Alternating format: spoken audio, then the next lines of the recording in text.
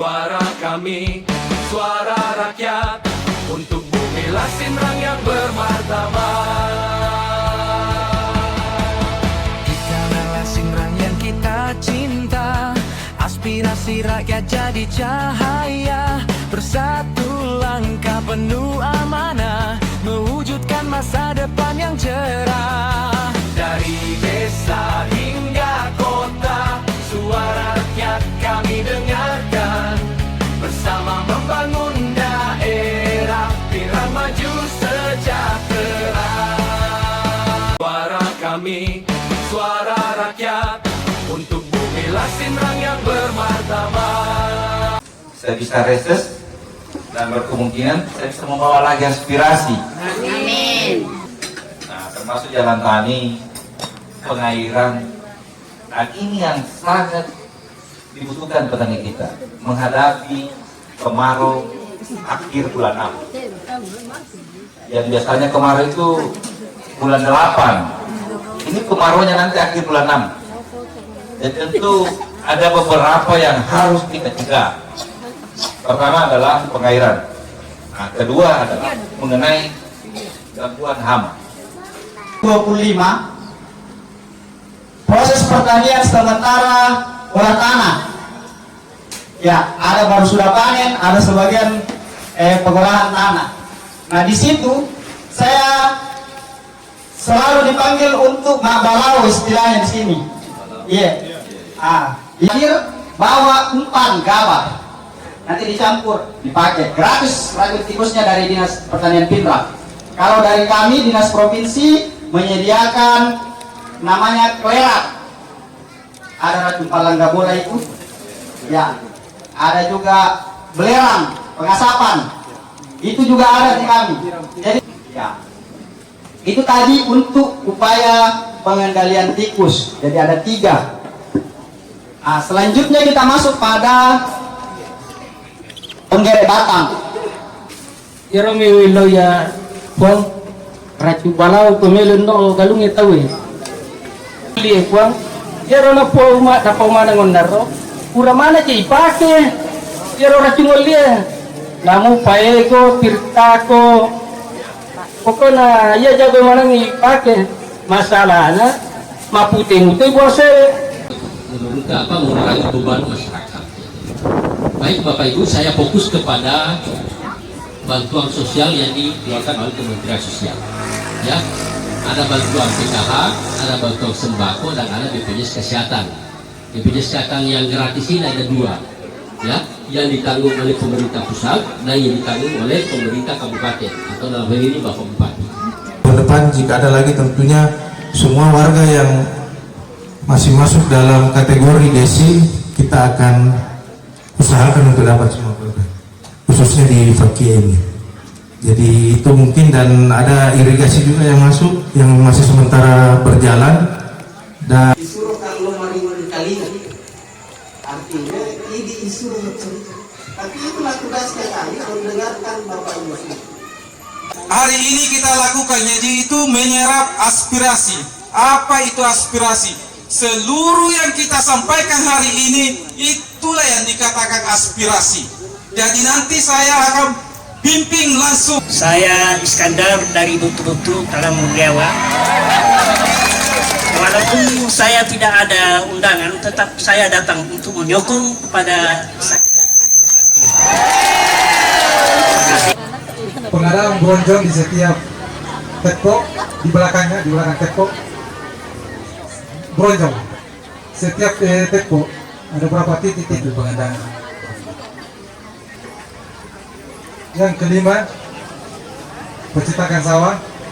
Melalui kesempatan ini, di samping sebagai anggota DPRD yang melaksanakan tugas kedewanan, tentu dirangkaikan dengan agenda silaturahmi, sehingga hubungan antara teman-teman anggota DPRD, khususnya saya secara pribadi, bersama dengan masyarakat Desa Masewae tetap senantiasa terjaga, terjalin, karena jujur saja Saya bisa reses dan berkemungkinan saya bisa membawa lagi aspirasi. Amin. Nah, termasuk jalan tani, pengairan. Dan ini yang sangat dibutuhkan petani kita menghadapi kemarau akhir bulan 6. Yang biasanya kemarau itu bulan 8. Ini kemaraunya nanti akhir bulan 6. Dan tentu ada beberapa yang harus kita cegah. Pertama adalah pengairan. Nah, kedua adalah mengenai gangguan hama.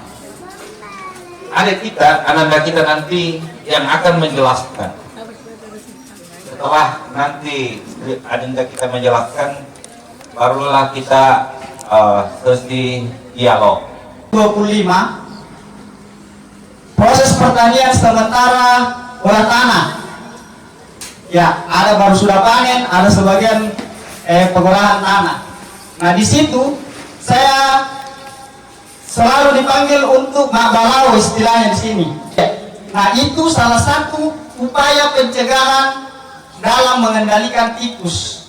Karena berdasarkan pengamatan saya dalam satu musim tanam terakhir, kita diserang oleh 3. Ya, nanti bisa diluruskan kalau misalnya salah Pak ya. 1 ada tikus dari mulai kita menyemai, magugu atau tabela, situ ada tikus. Kemudian tanaman umur 20, 30 sampai 40 hari mulai ada penggeret batang. Penggeret batang masuk umur 60 hari ada kresek. Betul begitu Bapak-bapak? Iya. Nah, jadi kita akan membahas 3 organisme ini. 1 tadi tikus, 2 penggeret batang, dan ketiga adalah kresek yang disebabkan oleh bakteri hawar daun. Nah, apa yang perlu kita identifikasi dari tikus? Iya, kalau berbicara tikus itu aktif di malam hari, tinggal di daerah pematang sawah, tinggal di tanggul-tanggul irigasi. Nah, bagaimana upaya pencegahannya? Salah satunya tadi itu kita mak balau. Iya, itu salah satunya Pak. Itu teknik pengendalian secara teknis. Yang kedua, kita bisa menjaga atau mengkonservasi musuh alami. Ada menjaga ekosistem namanya. Maksudnya di sini adalah ada tanaman padi, ada tikus. Tikus makan padi. Tentunya kita cari apa yang makan ini tikus. Ya, beruntung kita di sini di Kecamatan Paleteang ada, saya lihat bulu paleteang. Di bulu paleteang itu banyak burung elang. Ya, bersyukur kita banyaknya burung elang ini, itu membantu kita untuk kendalikan itu tikus Pak. Cuma kenapa tikus tetap lebih banyak? Karena populasinya tikus itu lebih besar daripada burung elang. Jadi lebih banyak tikus daripada burung elang. Karena tikus itu dalam satu pasang bisa menghasilkan keturunan 2048 anak dalam satu pasang tikus. Ya, karena siklus hidupnya tikus jantan itu 60 hari bisa kawin dengan tikus betina umur 28 hari. Nah, dia hamil bunting umurnya cuma 28 hari. 28 hari melahirkan 12 sampai 18 anak. Iya. Jadi setelah 2 hari melahirkan, dia bisa kawin dan bunting lagi. Makanya populasinya lebih besar dibandingkan si musuh alami tadi, burung elang. Iya. Nah, selain daripada burung hantu, sebenarnya ada burung yang lain yang bisa mengendalikan.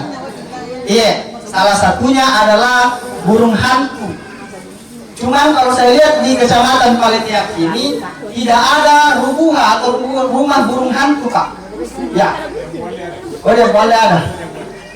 Berapa Pak? 1. Iya. Barangkali itu juga bisa menjadi bagian daripada aspirasi bapak-bapak nanti kepada bapak anggota dewan, bahwa penyediaan rubuha itu sangat penting untuk menjaga ekosistem tikus. Karena satu burung hantu bisa makan tikus dalam satu malam 3 sampai 5 ekor tikus. Iya. Nah, selain daripada kita mengkonservasi tadi musuh alami, ada juga cara ketiga untuk mengendalikan tikus. Salah satunya yaitu dengan metode pasang umpan. Nah, ini juga biasa dilakukan di kelurahan Kemas Sarangnya dengan Macinai. Saya tidak tahu ini membina saya mungkin tidak bagaimana dia caranya mengendalikan tikus, karena saya belum pernah dipanggil untuk melakukan kegiatan itu di kelurahan Mamina saya. Akhir bawa umpan gabah, nanti dicampur, dipakai gratis racun tikusnya dari Dinas Pertanian Pindrang. Kalau dari kami Dinas Provinsi menyediakan namanya klerak, ada racun palang gabola itu, ya, ada juga belerang pengasapan, itu juga ada di kami. Jadi tinggal bapak saja inisiatifnya bagaimana, sampaikan ke PPL-nya. PPL nanti akan menghubungi kami siap ke lokasinya bapak-bapak di sawah mana saja.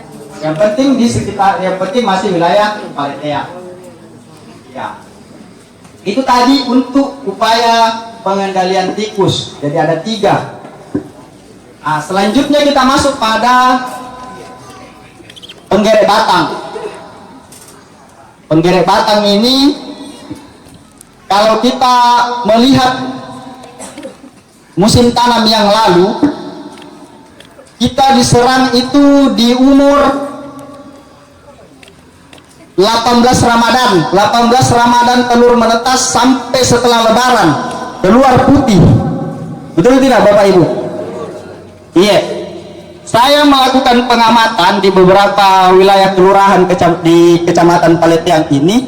Ada videonya sebenarnya, mau saya tampilkan juga, bahwa saya memetik telur di tanggal 14, telur penggerek batang menetas di tanggal 18. Nah, di tanggal 19 Ramadan itu saya mengirimkan surat untuk kita mewaspadai adanya serangan penggerek batang. Itu dikirim di grup-grup yang bapak-bapak mungkin ada yang tergabung di grup-grup PPL itu. Ya, ada grup PPL, masuk di situ bapak-bapak kelompok tani. Di situ ada 2 kali saya mengingatkan, 1 kali sebelum Lebaran, 1 kali setelah Lebaran, bahwa perlu pengamatan betul-betul kita mengamati wilayah apakah di situ sebelumnya pernah tinggi penerbangan ngengat atau kupu-kupu putih, atau bapak-bapak pada saat melakukan penyemprotan melihat ada kelompok telur, ada telur-telurnya itu biasa di daun Pak, warna orange kalau tua nih mau menetas, biasa jelas sekali tuh, karena daun padi hijau dia orange. Nah, itu saya kirimkan untuk mewanti-wanti tingginya serangan penggerek batang. Ya, kalau melihat siklus penggerek batang, dia penerbangan itu sebagai kupu-kupu umurnya 30 sampai 60 hari dia terbang. Kemudian dia meletakkan telur. Telur ini diletakkan bisa sampai 5 kelompok telur dalam satu penggerek batang, yang satu kupu-kupu bisa meletakkan 5 telur, yang mana satu telur itu bisa melahirkan ulat 50 sampai 300 ulat penggerek batang. Iya, itu cuma butuh waktu 5 sampai 7 hari setelah peletakan telur dia menetas. Nah, setelah itu menjadi ulat, dia umurnya 28 sampai 35 hari di dalam batang kalau tidak dikendalikan. Itu yang menyebabkan kalau misalnya di tanaman padi sudah mau berbuah keluar putih, padi hampa. Iya. Bagaimana kemudian upaya pengendaliannya? Ya, salah satunya adalah dengan menyepakati tanam serempak. Tanam serempak, insya Allah panen serempak juga. Tujuannya apa? Untuk memutus rantai makanan. Sama juga dengan tikus. Jadi kalau insya Allah kita tanam, sepakat di semua kemarin 15 Juni tutup tanam Kecamatan Paleteang. Bagaimana di sini di Mamina saya tutup nih? Sudah Mi ya? Ya. Ya, itu salah satu upaya pencegahan Pak untuk memutus siklus, karena kalau tidak ada padi sudah semua dipanen, insya Allah tidak ada juga namakan ini penggerek batang, jadi tidak ada tempatnya. Ya, yang kedua ada tindakan mekanis namanya, yaitu panen tipadita lebih pendek. Biasanya ini dilakukan kalau masih saking tinggi, tapi kan sekarang orang sudah pakai combine. Nah, salah satu alternatif caranya kalau bapak-bapak pakai combine itu bisa dilakukan lebih cepat, cepat di dompeng sawata, baru tinggikan air. Nah, karena biasanya di tumbul padi yang sudah dipanen itu masih ada pupanya, ada tadi ulat itu akan bermetamorfosis menjadi pupa. Pupa itu bisa 60 hari di dalam batang. Nah, itu nanti akan terbang lagi jadi kupu-kupu. Nah, kalau itu digenangi, busuk dan tidak jadi terbang. Itu salah satu caranya juga. Nah, selanjutnya adalah dengan melihat siklusnya tadi. Kalau kita sudah melihat siklusnya tadi itu, misalnya dapat menjadi kelompok telur, kemudian di padi juga sudah ada keluar satu putih, dan kelompok telur yang didapat itu lebih dari 3 dalam 1 meter persegi, maka perlu dilakukan penyemprotan menggunakan bahan kimia. Ada juga pengendalian menggunakan lampu perangkap. Nah, lampu perangkap ini misalnya ada lampu, di bawahnya itu kita taruh baskom isi air.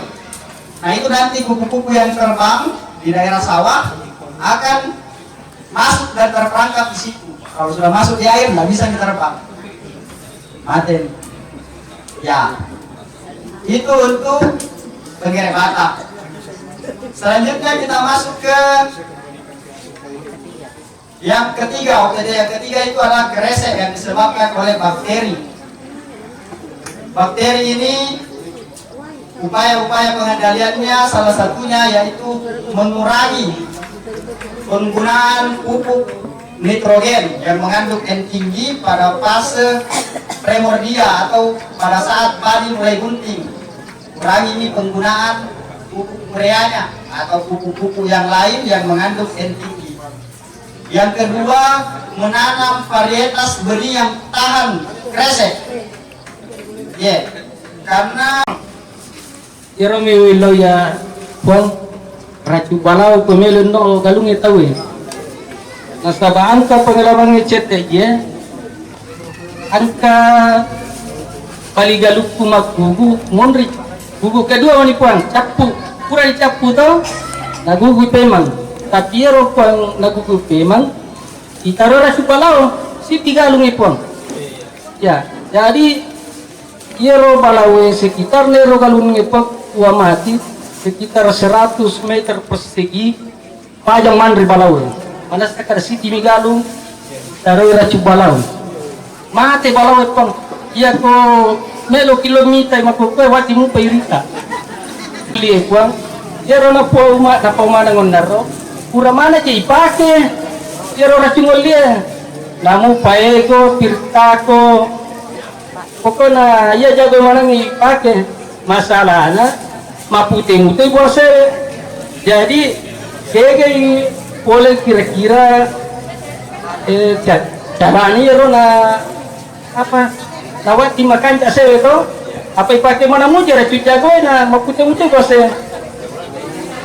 Ya. Oke, boleh. Terima kasih banyak. Assalamualaikum.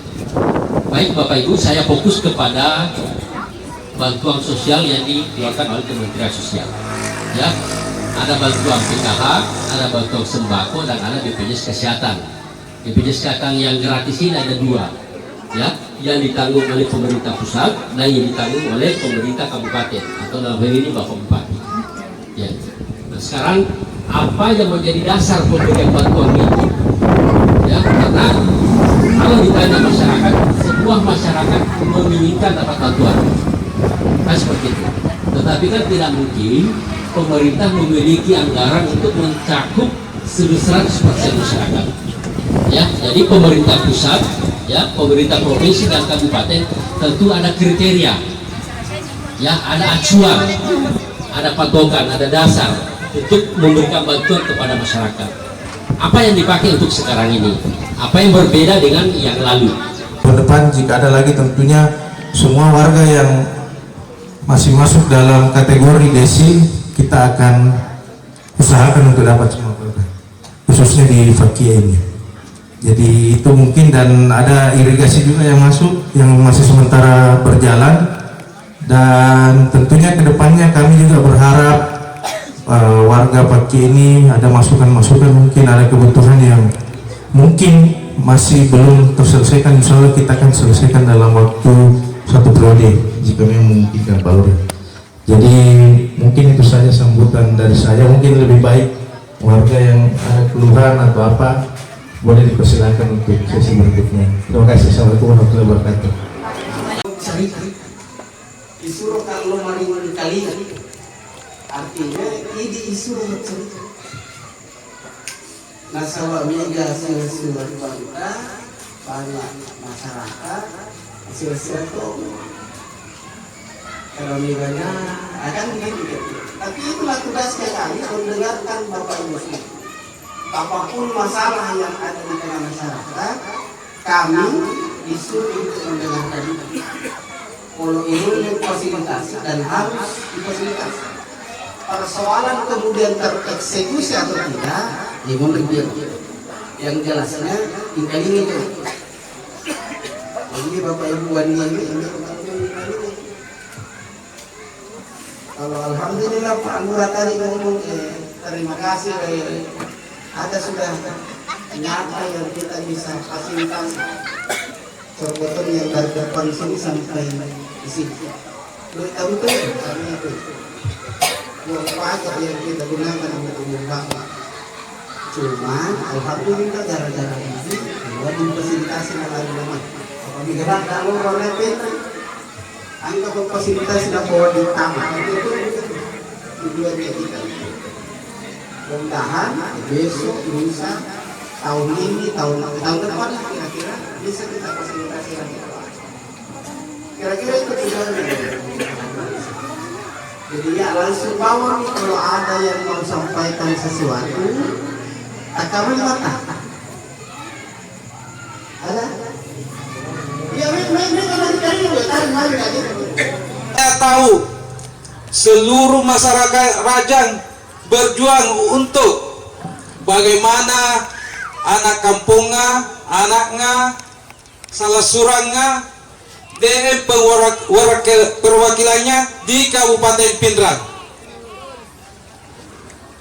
Dan hari ini saya ucapkan terima kasih mega untuk lagi kita Manang atas perjuangan menjadikan saya wakil ketua DPRD Kabupaten Pindrang. Semoga perjuangan kita, ketika perjuangan kita menjadi batai, menjadi jembatan, menjadi sepai, semoga perjuangan itu menjadi amal-amal jahiliyah kita semua.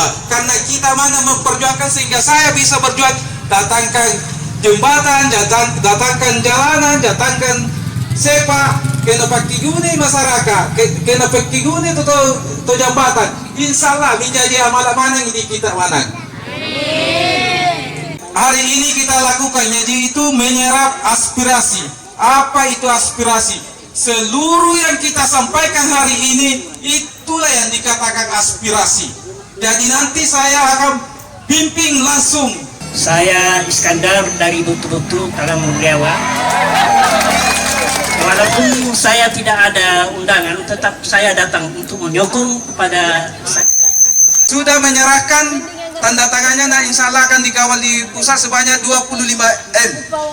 Semoga berhasil dan itu akan dikawal terus. Jadi mudah-mudahan karena sudah ditandatangani Pak Bupati, dan insya Allah akan saya teruskan ke Balai Pumpenga, terus ke Jakarta. Pokoknya kalau memang insya Allah Morontora ke Abatora kita akan berjuang.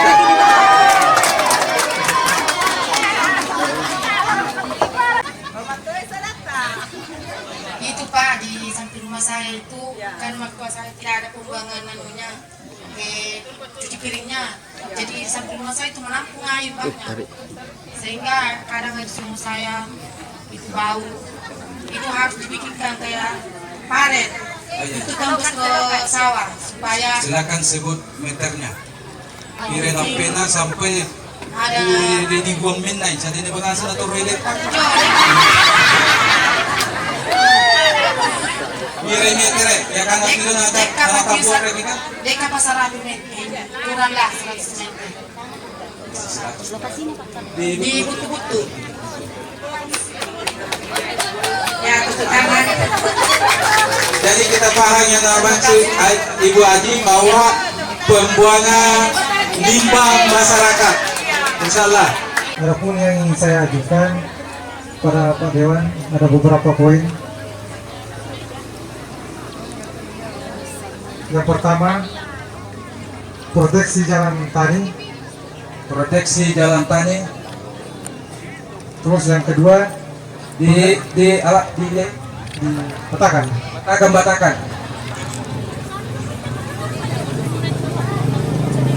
Terus yang kedua, pengerasan jalan tani. Tunjuk tangan. Pengerasan jalan tani tunjuk tangan. Terus yang ketiga, jembatan tani, batakan. Jembatan tani batakan.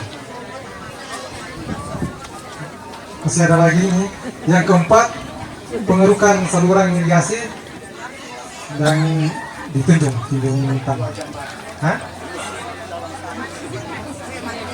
Pengadaan bronjong di setiap teko, di belakang teko bronjong.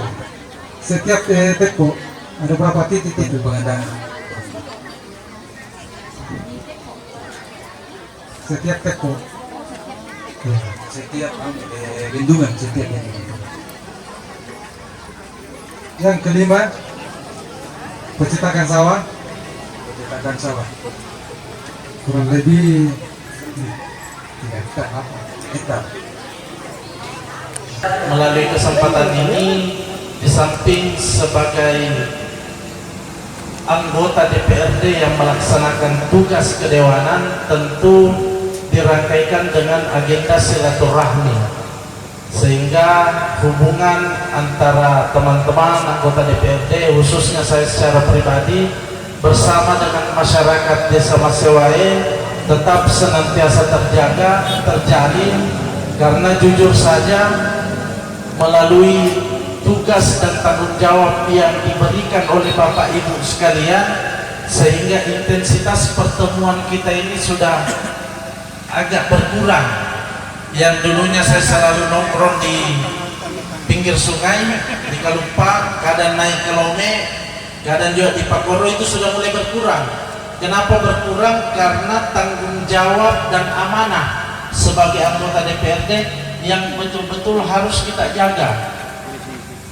Yang muaranya nantinya adalah bagaimana kita melihat kebutuhan masyarakat di Kabupaten Pindrang, khususnya di Kecamatan Duampanua dan Kecamatan Cempa, mampu kami perjuangkan secara maksimal.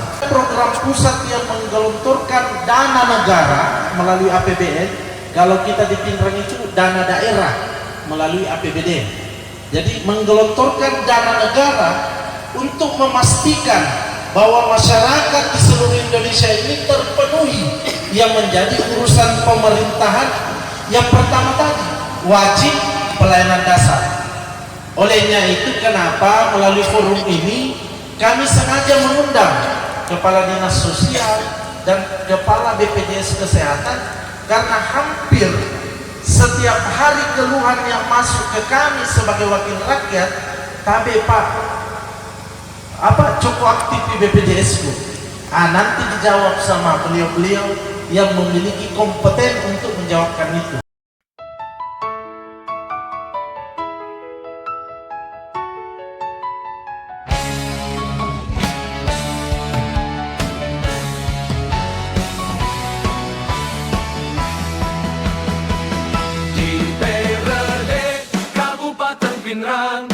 Bersama rakyat membangun harapan, suara kami, suara rakyat untuk Bumi Lasinrang yang bermartabat.